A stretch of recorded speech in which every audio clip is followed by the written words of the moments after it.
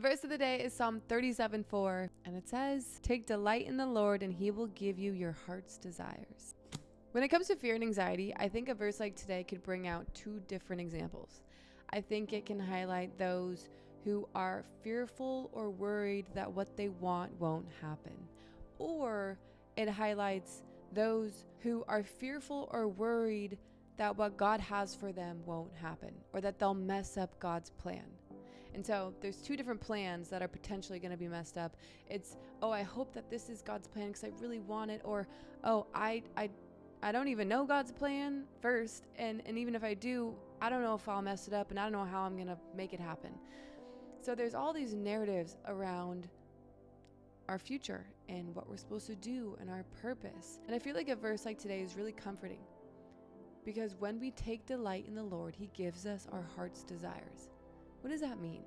Because we can have many desires. The Bible even talks about how our hearts are deceitful. So we shouldn't trust our hearts. So why would God give us our heart's desires if we aren't to be trusted? Valid question. The key wording here is take delight. What does it mean to delight in someone or something? When we take delight in the Lord, when I hear that, my first thought is, when we get to a place of understanding that God is all that we need and we're putting him first in our life, similar to when Paul said, I have learned how to be content with plenty or little. This is how we maintain the joy of the Lord when our external environment looks chaotic, because our external environment isn't the source of our joy. The source of our joy is Jesus, because Jesus is the only one that can give us what our heart needs. We think the world does, but it doesn't. It deceives us and tricks us. And so I believe when we can actually be delighted by the Lord and the Lord only, that means you're tending to relationship. That means you're putting him first. And if you're doing both of these things, your desires become his desires, because the Holy Spirit in your heart is now changing your heart to look like God's heart. So this is why when you come to know Jesus, your desires change. You no longer want to do the same things. You no longer want to go to the party scene. You no longer want to entertain things. You no longer want to do certain things because your desires are changing. And when you really run with God, you don't want to entertain sin. You don't want to go down that path. You want to pursue what God has for you. You want to delight in him because you're starting to taste that he meets all of your needs and that he is enough. And once you get a little taste of that, you don't want to go back. You want to keep running. Even though this race is not easy, the more we keep running, the more we understand that he is the only one that satisfies our soul. He's the only one that quenches our thirst. So with a verse like today and your desires being granted, God has to be first in your life. God has to be number one. And this isn't to cause fear of, oh no, if he's not number one, nothing I want is going to happen. That's not how God talks. That's the enemy. That's the what if fearful narrative. Our job is to take delight. What does that look like? Growing in relationship. God, I want to put you first. Holy Spirit, consume my heart. Search me, know my every thought. Refine me. Get rid of anything that doesn't look like you. God, I want your desires. God, give me your desires. God, I want to follow your will for my life. If that is your heart, then what you start to become interested about are things that you can trust to pursue. And this is when we need to take a step up and a leap of faith.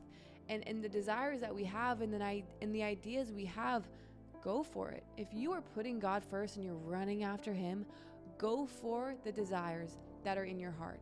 Go for the ideas and the vision that you have. I remember before I started any of this, I had a desire to start TikTok live Bible study. And I had no idea what I was doing, but I went for it and I prayed about it and I said, well, this aligns with God's heart, so I'm going to try. If what you're doing aligns with God's heart, give it a try, because he might be leading you to do that, because God puts desires in your heart that he wants you to do. He puts ideas and visions in your mind that he wants you to take a step towards and to trust him in. Even if you don't have the full picture, this is what faith is, taking one step at a time and trusting that God is going to hold your hand through it. When it comes to following Jesus, one thing we absolutely have to do is surrender what we want. We can have wants and desires, and we can pray about them and ask for them and seek them. but it has to be matched with an understanding that God knows best. God gives us what we need, not always what we want. He knows the bigger picture here, and his plan is always better than ours.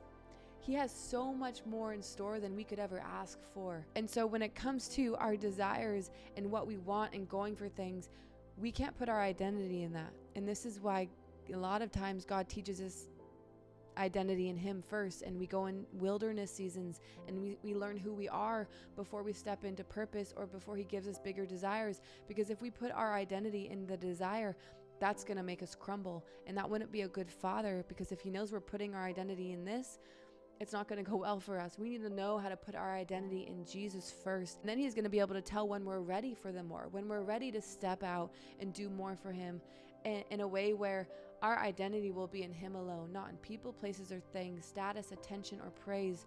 It's only in him. And then he knows that when these things shift and change, which they will, we're going to be okay. Yes, there might be moments where we're not, and that's fine too. But it's not going to break us in a way where we lose our identity, because our identity is in him. And you might be saying, well, I just really want this. I get it. There's been so many things in my life that I've wanted that wasn't the best route. And there's still things that I want that haven't come to pass. And I even still have to be okay with the potential of that not happening.